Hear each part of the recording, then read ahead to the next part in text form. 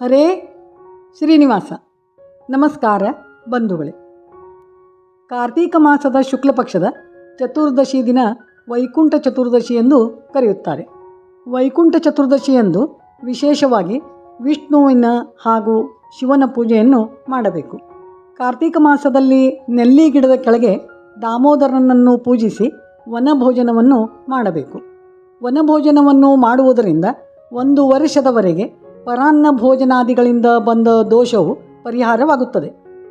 ನೆಲ್ಲಿ ಗಿಡದಲ್ಲಿ ವಿಷ್ಣುವಿನ ವಿಶೇಷ ಸನ್ನಿಧಾನವಿರುತ್ತದೆ. ಕಾರ್ತೀಕ ಮಾಸದ ಶುಕ್ಲ ಪಕ್ಷದ ಚತುರ್ದಶಿಯಂದು ಅಂದರೆ ವೈಕುಂಠ ಚತುರ್ದಶಿಯಂದು ವಿಶೇಷವಾಗಿ 365 ಎಳೆಗಳ ವೈಕುಂಠ ಬತ್ತಿಯನ್ನು ಹಚ್ಚಬೇಕು. 1 ವರ್ಷದ 365 ದಿನಗಳು ನಮ್ಮ ಜೀವನವು ಸರ್ಪದಂತೆ ನಡೆಯುತ್ತದೆ. ಅಂದರೆ ನಮ್ಮ ತಲೆಯ ಮೇಲೆ ಮೃತ್ಯು ದೇವತೆಯು ಸರ್ಪದಂತೆ ಕಾಯುತ್ತಿರುತ್ತದೆ. ಯಾವಾಗ ಮೃತ್ಯು ಬರುತ್ತದೋ ಗೊತ್ತಿಲ್ಲ. ಜೀವನದಲ್ಲಿ ಅನೇಕ ಕಷ್ಟಗಳು ಸುಖಗಳು ಬಂದೇ ಬರುತ್ತವೆ. ಸುಖವಾದ ನಂತರ ದುಃಖಗಳು, ದುಃಖವಾದ ನಂತರ ಸುಖ, ಈ ರೀತಿ ಬರುತ್ತಿರುತ್ತದೆ. ಇಂಥದರಲ್ಲಿ ನಾವು 365 ದಿನ ಹೇಗೋ ಕಳೆದೆವಲ್ಲ ಎನ್ನುವ ಕುರುಹಾಗಿ 365 ಎಳೆಗಳ ವೈಕುಂಠ ಬತ್ತಿಯನ್ನು ಹಚ್ಚಬೇಕು.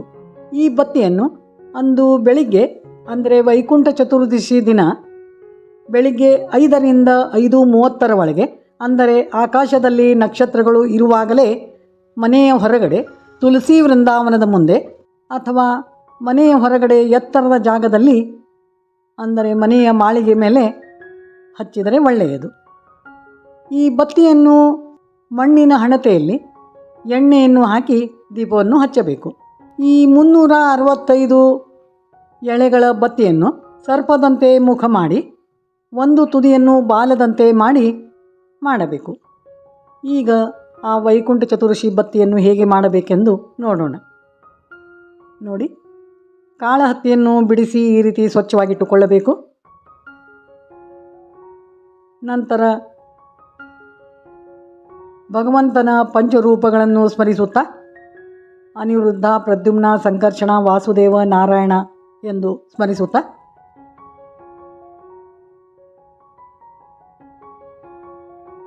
ಐದು ಭಾಗಗಳನ್ನು ಮಾಡಿ 5 ಭಾಗಗಳನ್ನು ಜೋಡಿಸಿ ನಂತರ ಈ ರೀತಿ ಎಳೆಗಳನ್ನು ತೆಗೆಯಬೇಕು.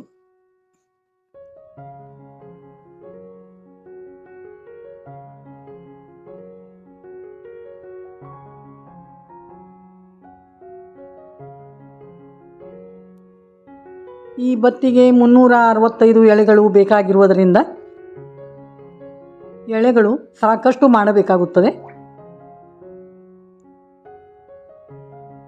ನೋಡಿ, ಇಷ್ಟೊಂದು ಎಳೆಗಳು ಮಾಡಲಾಗಿದೆ.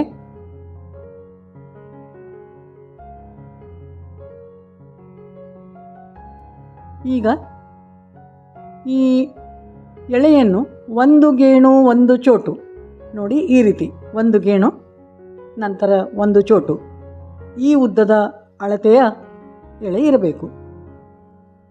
ಈ ಅಳತೆಯ 365 ಎಳೆಗಳನ್ನು ತೆಗೆದುಕೊಂಡು ಒಟ್ಟಿಗೆ ಕೂಡಿಸಿ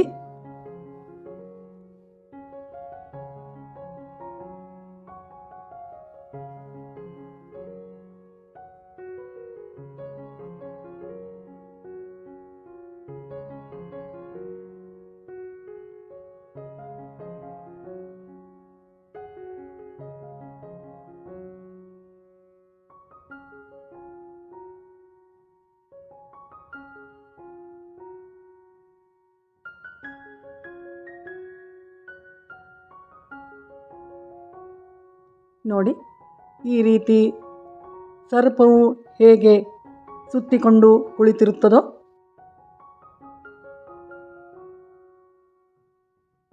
ಆ ರೀತಿ ಒಂದು ತುದಿಯನ್ನು ಸರ್ಪದ ಮುಖವನ್ನಾಗಿ ಅಥವಾ ಹೆಡೆಯನ್ನಾಗಿ ಮಾಡಿ, ಸರ್ಪದ ಹೆಡೆಯಂತೆ ಮಾಡಿ ಇನ್ನೊಂದು ತುದಿಯನ್ನು ಬಾಲದಂತೆ ಮಾಡಬೇಕು.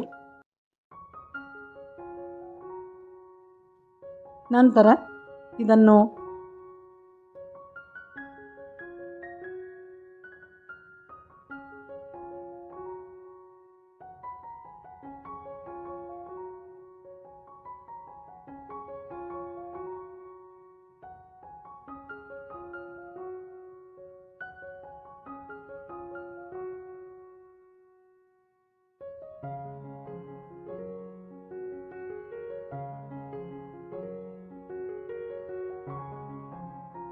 ಒಂದು ಬಟ್ಟಲಲ್ಲಿ ಅಥವಾ ಮಣ್ಣಿನ ಹಣತೆಯಲ್ಲಿ ಎಣ್ಣೆಯನ್ನು ಹಾಕಿ ಪ್ರಾತಃ ಕಾಲ 5ರಿಂದ 5:30 ಒಳಗೆ ನಕ್ಷತ್ರಗಳು ಇರುವಾಗಲೇ ಈ ದೀಪವನ್ನು ಹಚ್ಚಬೇಕು. ಇದರಿಂದ ವೈಕುಂಠ ಲೋಕವು ಪ್ರಾಪ್ತಿಯಾಗುತ್ತದೆ ಎಂದು ಹೇಳಲಾಗುತ್ತದೆ. ಹಾಗೂ ಮನೆಯಲ್ಲಿ ಯಾವುದೇ ಕಷ್ಟಗಳು ಬರದಂತೆ ಎಲ್ಲರೂ ಸುಖವಾಗಿರುವಂತೆ ದೇವರು ಅನುಗ್ರಹಿಸುತ್ತಾನೆ. ಕಾರ್ತೀಕ ಮಾಸದಲ್ಲಿ ಯಾವುದೇ ದೀಪಗಳನ್ನು ದೇವರ ಪ್ರೀತ್ಯರ್ಥವಾಗಿ ಹಚ್ಚಬೇಕು.